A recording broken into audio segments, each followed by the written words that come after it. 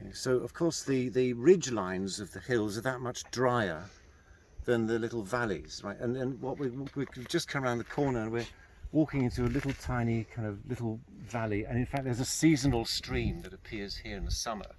It's not here at the moment, but you get a little teeny weeny stream here in the summer.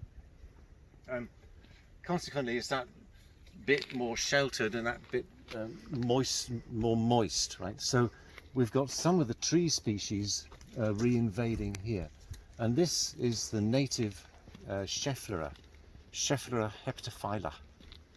And if I just take a leaf,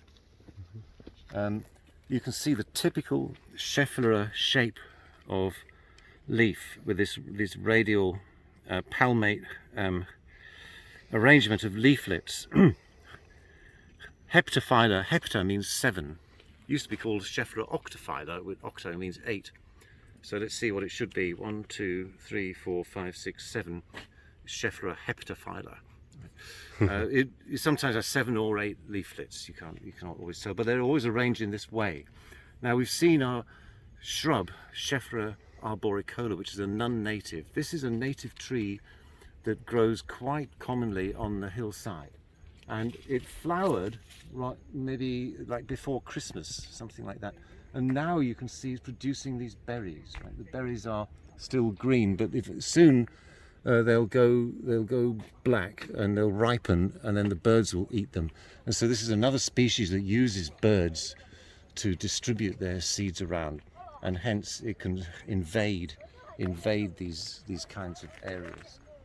It can get into a bigger tree. Let me show you this one down here. Okay, just so you on. Yep. So just as I was mentioning before, the process. This is actually an example of the process I was talking about.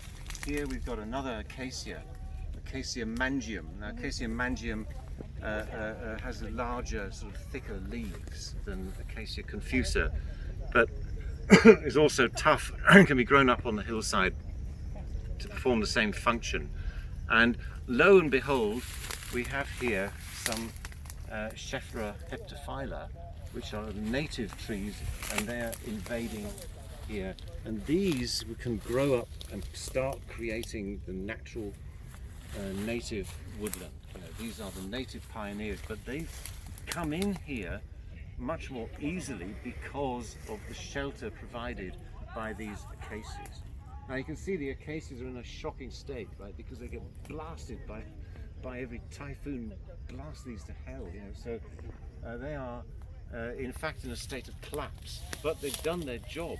They kick-started a little Schefflera woodland, which is on the way up, right? So all these acacia and casuarina have to do is just hang on a bit, right?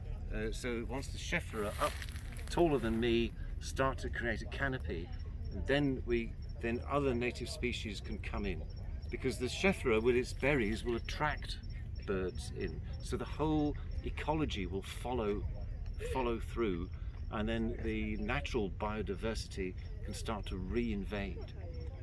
But the acacia are useful for just kick-starting that process.